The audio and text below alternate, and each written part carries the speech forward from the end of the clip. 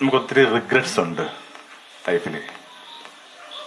ഞാൻ കുറേ കാലം മുമ്പൊരു ആശ്രമത്തിൽ ഇങ്ങനെ കുറച്ച് ബന്ധപ്പെട്ട് നിൽക്കുമ്പോൾ എൻ്റെ അകത്തളത്തിലിരുന്നുകൊണ്ട് ഒരു വളരെ ഏജ്ഡായ ഒരു മനുഷ്യൻ ഇങ്ങനെ വാവിട്ട് കരയുക. അപ്പം എന്താ സംഭവിച്ചെന്ന് നമുക്ക് പിടുത്തം കിട്ടുന്നില്ല. എന്തെങ്കിലും ഒരു മനക്ലേശം കാണും. എന്നാൽ അത് ആശ്രമത്തിന്റെ സ്വാഭാവിക ചര്യ അത് ബാധിക്കുന്നുമില്ല.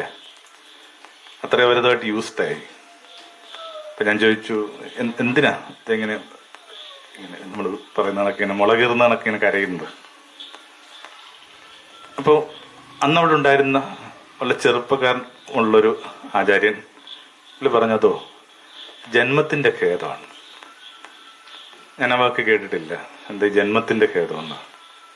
പുള്ളി എക്സ്പ്ലെയിൻ ചെയ്തു, എന്തിനു വേണ്ടി ആയിരിക്കണമെന്നും ആരോടൊപ്പം ആയിരിക്കണമെന്നും ഒക്കെ നല്ല നിശ്ചയമുണ്ടായിട്ടും അതിന് കഴിഞ്ഞില്ലെന്നുള്ള സങ്കടമാണ് എന്താ ജന്മത്തിന്റെ ഖേദം. രണ്ട് വരികളും വളരെ പ്രധാനപ്പെട്ടാണല്ലേ. എന്തിനോട് വേണ്ടി ആയിരിക്കണമെന്നും ആരോടൊപ്പം ആയിരിക്കണമെന്നും ഒക്കെ നല്ല നിശ്ചയമുണ്ടായിരുന്നിട്ടും അതിന് കഴിഞ്ഞെന്നുള്ള ഖേദമാണ് എന്താ ജന്മത്തിന്റെ ഖേദം. എന്നിട്ട് ആ വാക്കിങ്ങനെ ഭയങ്കരമായിട്ട് ഉള്ളി കിടപ്പുണ്ട്, ജന്മത്തിന്റെ ഖേദം. ഞാൻ വിചാരിക്കുന്നു പരമാവധി റിഗ്രറ്റ്സ് ഇല്ലാതെ പോകുക എന്നുള്ളതാണ് ഏറ്റവും പ്രധാനപ്പെട്ടത്.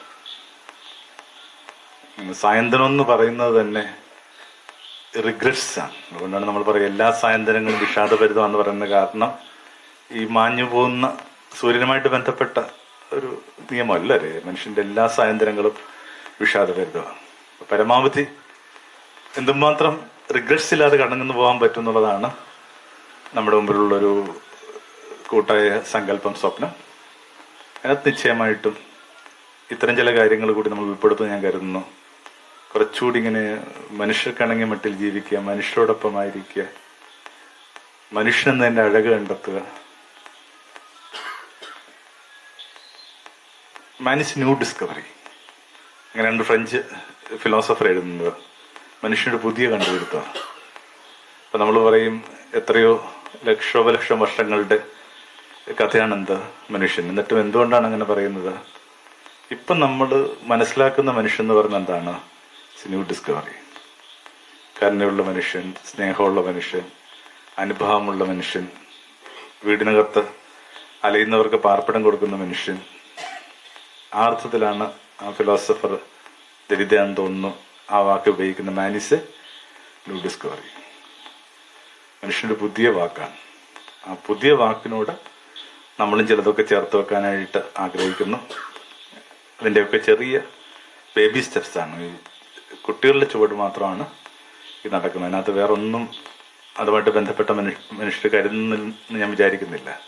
Some baby steps on discovery of man. എല്ലാം പുതുക്കിക്കൊണ്ടിരിക്കണം. മനുഷ്യനെ പുതുക്കുന്ന കണക്ക് ദൈവത്തെയും പുതുക്കണം. ആനന്ദിന്റെ ഒരു പ്രശസ്തമായൊരു വാക്ക് പറഞ്ഞ് ഞാൻ അവസാനിപ്പിക്കുകയാണ്. നിരന്തരം നവീകരിച്ചില്ലെങ്കിൽ കുറെ കഴിയുമ്പോൾ നിങ്ങളുടെ ദൈവം ചെലുത്താനായിട്ട് മാറും. നവീകരിക്കപ്പെടുന്ന ദൈവം, നവീകരിക്കപ്പെടുന്ന മനുഷ്യൻ, നവീകരിക്കപ്പെടുന്ന ബോധം എന്നൊക്കെ ഉള്ളതാണ് നമുക്ക് നമ്മോട് ചെയ്യാവുന്ന ഏറ്റവും വലിയ അനുഭവം, കരുണയും. നമ്മളെപ്പോഴും ഈ പുറത്ത് കരുണ കൊടുക്കുന്നതിനെ കുറിച്ചാണ് പറഞ്ഞുകൊണ്ടിരിക്കുന്നത്. അവിടെ നിൽക്കട്ടെ, നിങ്ങളോട് എന്ത് കരുണ കാട്ടി. നമ്മൾ കുറെ കൂടി കരുണ അർഹിക്കുന്നുണ്ട്, നമ്മൾ കുറെ കൂടി മതിപ്പ് അർഹിക്കുന്നുണ്ട്, നമ്മൾ കുറെ കൂടി കൂലിന്ത് അർഹിക്കുന്നുണ്ട്. സുരക്ഷയൊക്കെ ചെയ്യുന്ന ഈ ഒരു കാര്യത്തിന് നമ്മുടെ മുമ്പിൽ കാണുന്ന കാര്യത്തെക്കാൾ കൂടുതൽ അതിന് വേരുകളുണ്ടല്ലേ.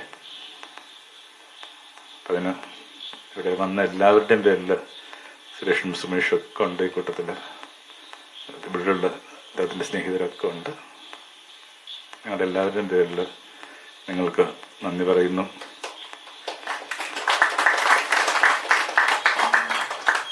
Thank you so much. നമുക്ക് ഒന്ന് പരസ്പരം അഭിവാദ്യം ചെയ്ത് പിരിയാന്ന കരുതുക.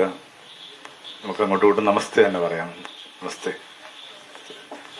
നമുക്ക് എത്ര പേരോട് പറയാൻ പറ്റുമെന്ന് പറഞ്ഞ് നോക്കാവോ? എത്ര പേര് ഓടിയാണെന്ന് പറയാൻ പറ്റുമെന്ന് നോക്കാവോ?